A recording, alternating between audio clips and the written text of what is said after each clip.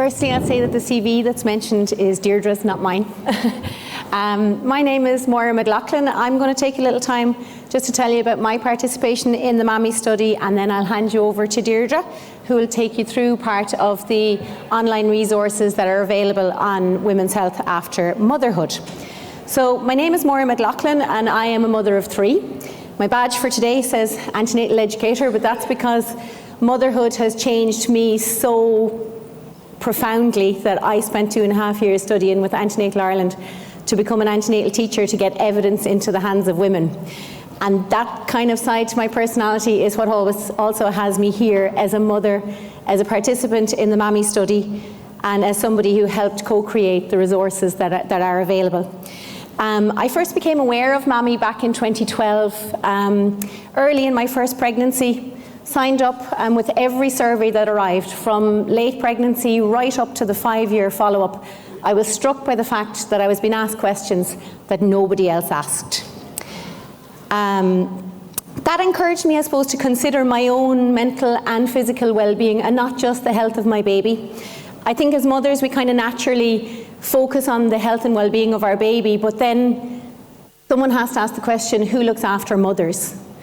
And I think the MAMI study really started that conversation, really started that thought process for me. The MAMI study listened to over 3,000 women in Ireland. It really took their experiences on board and collected a huge amount of data. Not only that, when they had collected all the data, they gathered back those women, or the people who participated in that survey, in order to discuss what to do with it. The women who had taken part weren't just happy that we had collected data. Everyone wanted to do something with it. The resounding message that came out of the PPI seminars, there was a number of them. I didn't make all of them due to my own family commitments, but the resounding message was something has to be done. Women need resources. So a number of discussions took place, a number of seminars, and it was decided that an online suite of resources would be developed. And I was so happy that the MAMI team again came back and asked the women to be involved in that. It shows how much they respected the experiences and the opinions of those women, and it was such an honour to be involved. We were able to look at the resources and the ideas that the MAMI team had through the eyes of the mothers that we were when we filled out those surveys at 3 months postpartum, again at 6, 9, 12 months. And I think that insight that we as mothers had, combined with the genius that was there in the MAMI team, has led to the creation of a fantastic suite of online resources that women around the world really, really need. With that, I'm going to hand you over to Deirdre, who's going to talk a little bit about the information that is available on the WHAM, the women's health after motherhood. Thank you very much. Can you hear me? Yep. Huge thank you to Moira, who is one of our co-creators and co-developers. The MAMI study started in 2012, as Moira said, and it was set up as a project and research with, not just about, women. And it was very much the philosophy that gained, I suppose, became stronger and stronger as we kept going along, was nothing about women without women. You know, in Ireland we collect a huge amount of data on women's health during pregnancy, during labour, during birth. But once a woman leaves a maternity hospital, we stop collecting and reporting data on her health. And what women very much in the MAMI study would say is that the focus moves to the baby and moves away from them. So we set it up, myself, Cecily Begley, and Mike Clark set it up as a longitudinal study that was looking at women's health before and during the first pregnancy, and at 4 time points up to 1 year postpartum.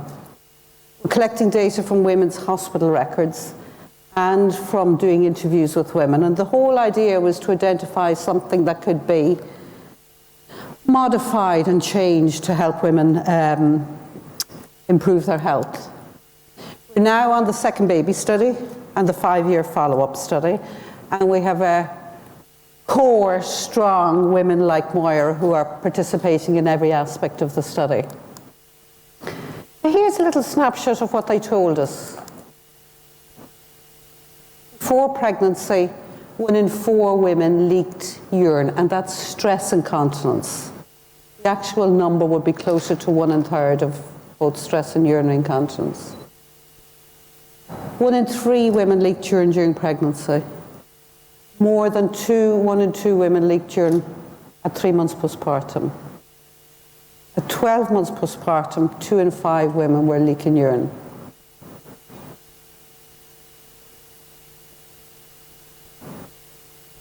Over 1 in 20 women leaked feces before their first baby, before their first pregnancy, and that's either liquid or stool. Around about just under 1 in 20 during pregnancy. 1 in 8 women leaked feces at 3 months postpartum. 1 in 20 still leaked feces at 12 months postpartum.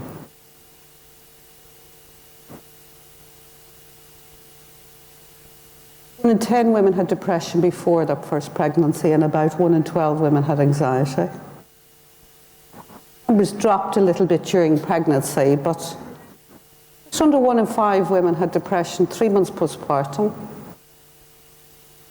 and 1 in 8 women had anxiety. And it's around 1 in 8 women with anxiety and depression 12 months postpartum. Almost 1 in 2 women came to pregnancy with lower backache. That rose to almost 2 in 3 during pregnancy. 2/3 of women at 3 months postpartum. And just under 2/3 of women at 12 months.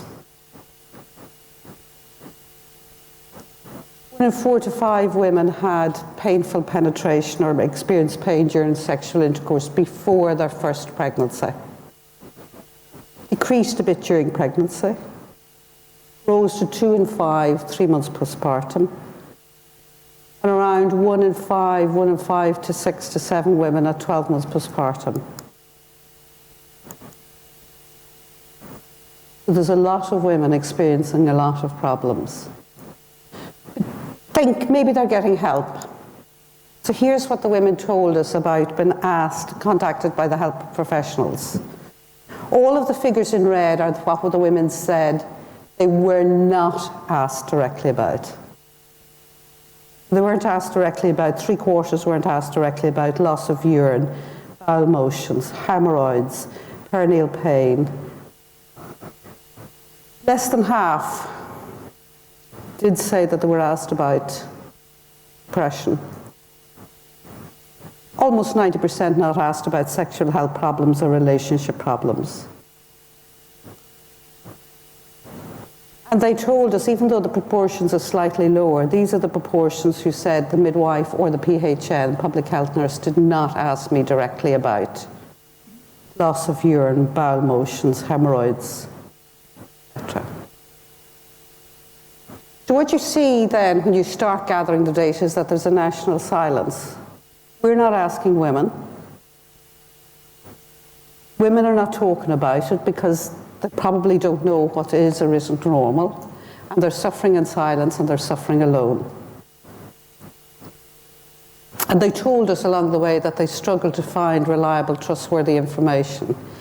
Now, when we took those findings back to the women and shared them with the women in a series of seminars in Dublin and Galway, the women told us that, and so we started a PPI, public participation involvement, in our research. The women said, we'll take part if you do something. It's got to make a real difference. And they kept saying the same things. You have to do something. I wish I had known. I was resounding again and again and again throughout all of these meetings. And this is very much which led to funding applications and WHAM. So a whole suite of resources on women's health after motherhood that's funded from 3 different projects. Women were involved in a variety of ways, and it was pretty flexible, so they could phone in, Skype in, email in. They got sent out the documents by Susie, Kathleen, and several and others, and they could advise on the content, write the content, which many of them did. They co-wrote the stuff themselves.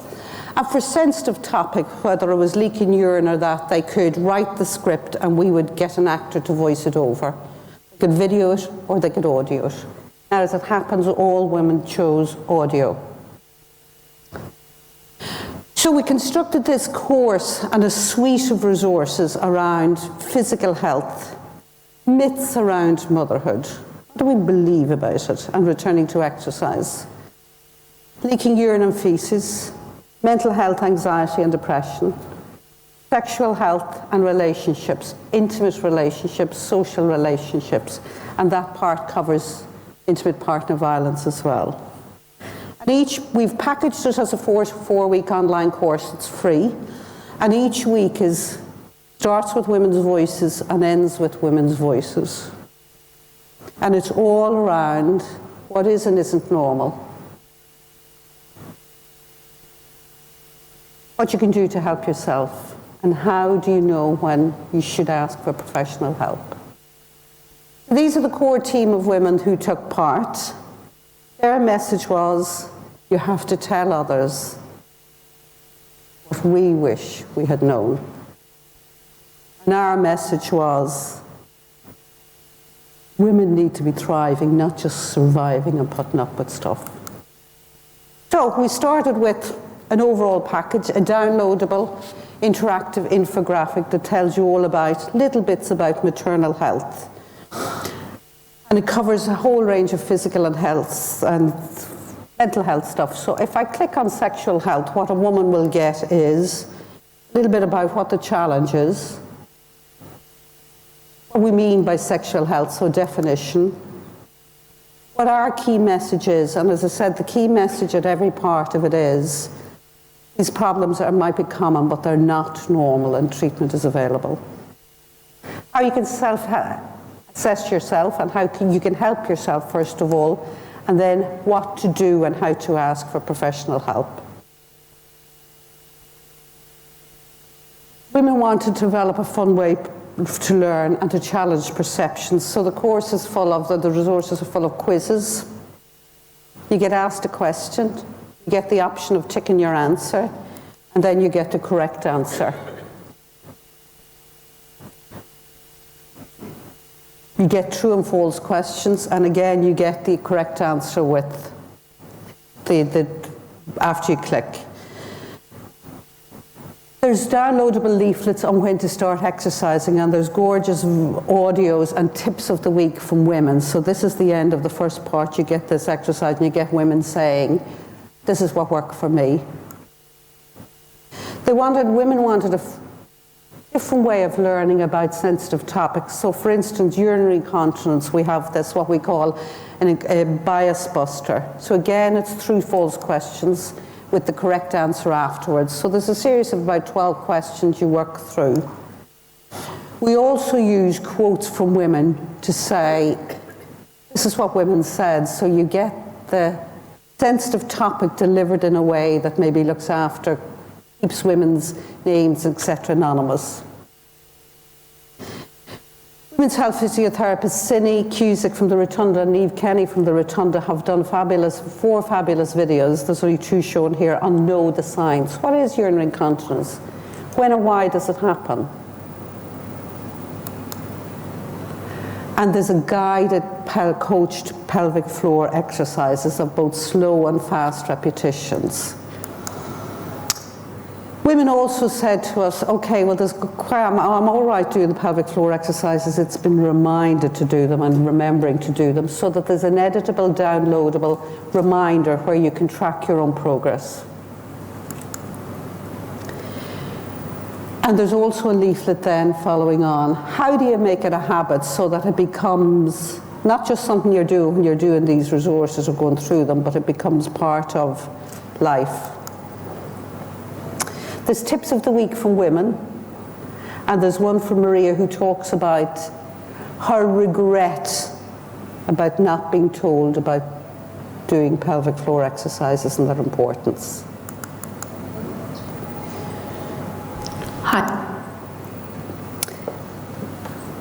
Hi, my name is Maria.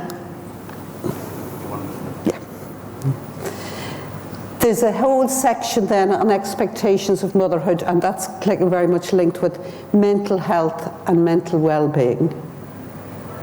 And very much at the core of this, women were saying to us, wanting to be a healthy woman doesn't mean that my healthy baby is any less important. And Ellen, Moira and Yvonne have given their story then about the challenges of motherhood, the expectations, the overwhelming demands, societal expectations. Agnes Higgins talks about perinatal anxiety, and John Sheehan talks about depression. And Agnes has developed this gorgeous perinatal anxiety and a wellness plan, and talks through one of these steps, this 10-step approach to wellness, the things that can help women think about even before they birth their baby. We asked women what they thought of the 3 words that come to their mind when they think of mental health of mothers after childbirth. And here's a wordle or a word count of what they said. This is week 2's, or course 2's. Look at the words that are dominant. Overwhelmed, anxious, exhausted, emotional, stress, fragile. It's tough to read.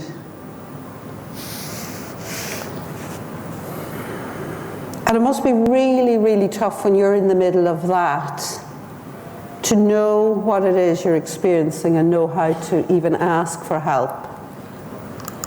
So Cretia Lynch, who's chair of AIMS Ireland, has a lovely section on advocating for yourself. Where can you get help? And if you're in the midst of that, it's one thing to know where to get help, but it's another thing to know and to remember in that fog of the busyness and the exhaustion how to ask for help. So we have another downloadable, editable leaflet that you can write in your own notes and take to your health practitioner and say, this is how I'm feeling. So you can gather all your little notes and everything in advance, so you're not going to be challenged by remembering them on the day.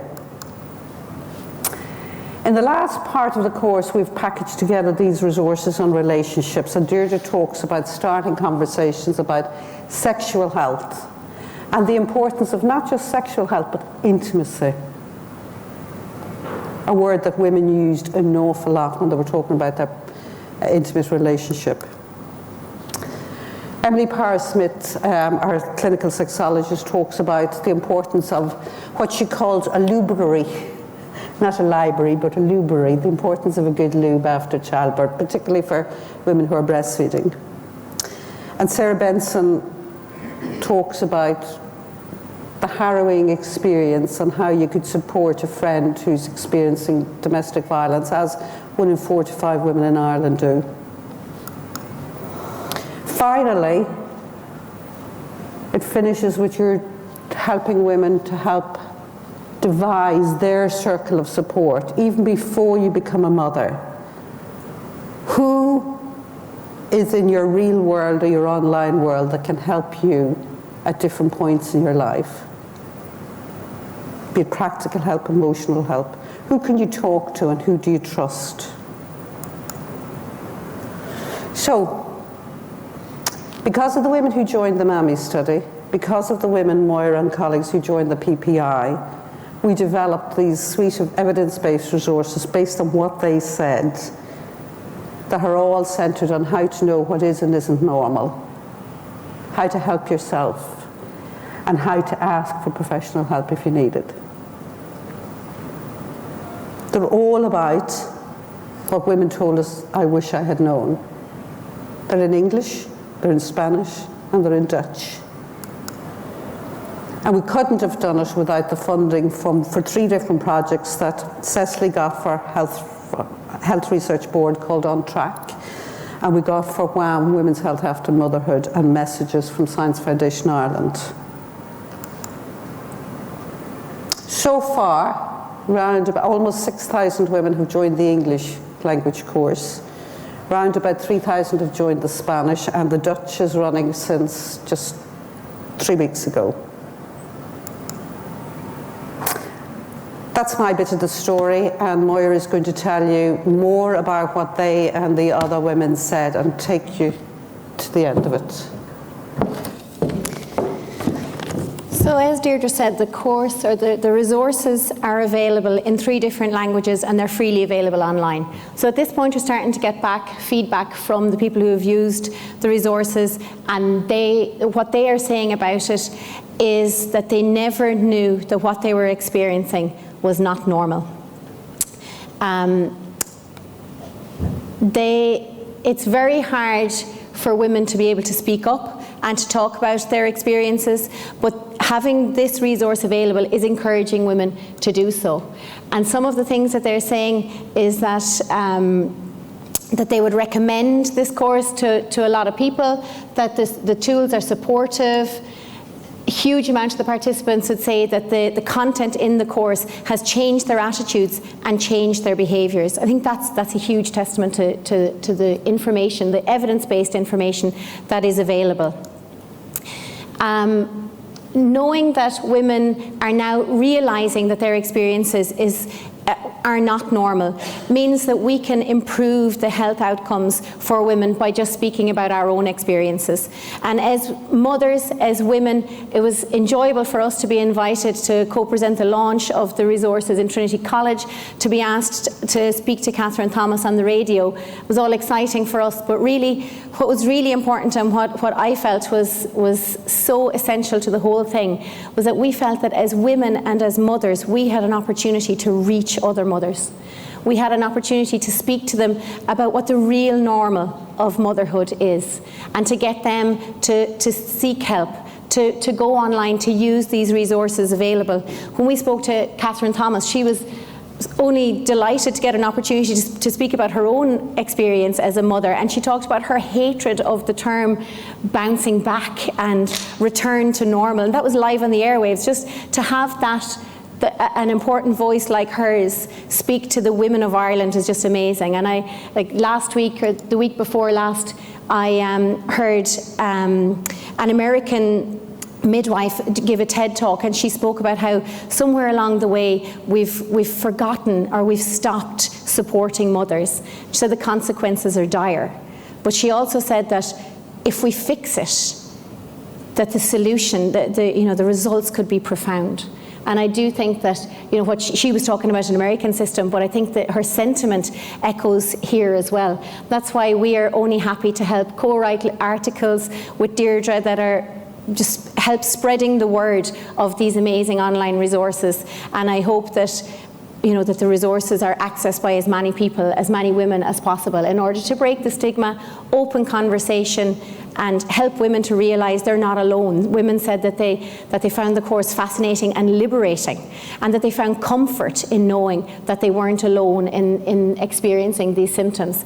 And that is huge. We really can, by getting these resources out to as many new mothers as possible, we really, really can help women to thrive and not just survive. Thank you very much for listening.